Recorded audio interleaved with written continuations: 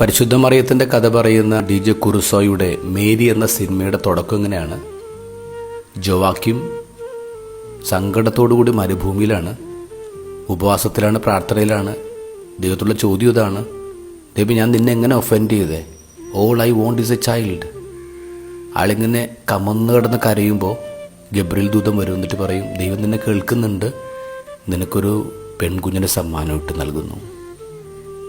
അതേ സമയത്ത് അന്ന നിലാവ് കയറി വരുന്നൊരു ജനാലയ്ക്കരികിലിരിക്കുകയാണ്. അവളുടെ കണ്ണ് നിറയെ സങ്കടമാണ്. ഇരുട്ടായിട്ടും ഒരു വിളക്ക് പോലും കത്തിച്ചിട്ടില്ല. പെട്ടെന്നൊരു കാറ്റിൽ വിളക്ക് കത്തുന്നു അന്നയുടെ കണ്ണുകളും. അന്ന ഉടനെ എഴുന്നേറ്റ് വാതിൽ തുറന്ന് പുറത്തേക്ക് ഓടാണ്. അവിടെ നിന്ന് ജോവാക്യം ഇങ്ങനെ നടന്നു വരുന്നുണ്ട്. ഒരു 16 വയസ്സുകളുടെ ശരീരഭാഷയിൽ ഇവള് ജോവാക്യമിനെ കെട്ടിപ്പിടിക്കുന്നുണ്ട്. ജോവാക്യം എന്ന് വിളിക്കുന്നുണ്ട്. അപ്പോൾ ജോവാക്യം പറയും, എടി അന്നെ, ദൈവം നമ്മുടെ പ്രാർത്ഥന കേട്ടിടേ. അപ്പോൾ ഇവള് ജോവാക്യമിനെ ചുംബിക്കുന്നുണ്ട്.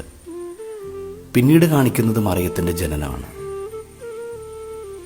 ദൈവത്തിൻ്റെ പ്ലാനും മനുഷ്യരുടെ പ്രണയവും ചേരുന്നതാണ് മറിയത്തിൻ്റെ ജനനം. ദൈവത്തിൻ്റെ പ്ലാൻ എന്ന് പറയുമ്പോൾ ഇറ്റ്സ് ബയോളജി, മനുഷ്യരുടെ പ്രണയം എന്ന് പറയുമ്പോൾ ഇറ്റ്സ് ഡിവൈൻ. ഈ ഭൂമിയിൽ ഓരോ ജനനം അങ്ങനെയാണ്. ഇന്നത്തെ ഗോസ്പലിൽ അതുകൊണ്ടാണല്ലോ വംശാവലി എഴുതിയിരിക്കുന്നത്. എന്തിനാ? ഇറ്റ്സ് ബയോളജിക്കൽ എന്ന് കാണിക്കാനാണ്.